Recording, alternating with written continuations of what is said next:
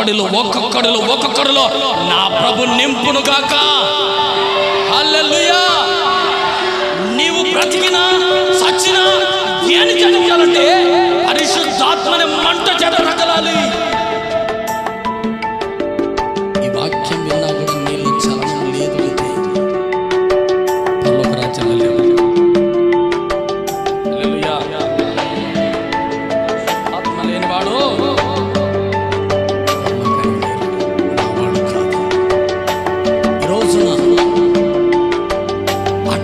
పొందాలి అంటే ఎలీషాలో నుంచి ఏలియా ఆత్మను పొందుకొని ఆయన బలములోని శక్తిని పొందుకొని చివరి శ్వాస వరకు చనిపోయిన కూడా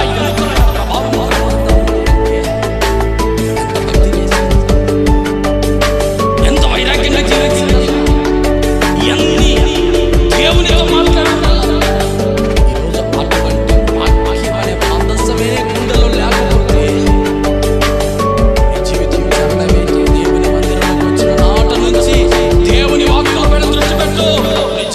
చేయగలుగుతుంది.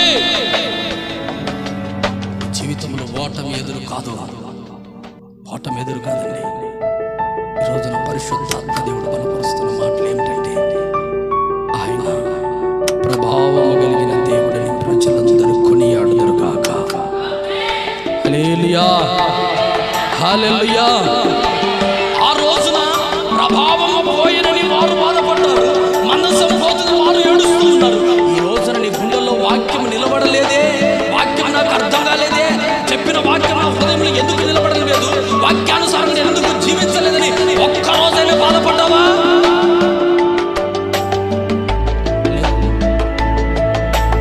ఎప్పుడో చెప్పిన మాటలు, ఎవరో అన్న మాటలు ఉన్నాయి. ఎందుకంటే ప్రభావం లేదు, అందరి మాటలు ఉన్నాయి, దేవుని మాటలు లేవో.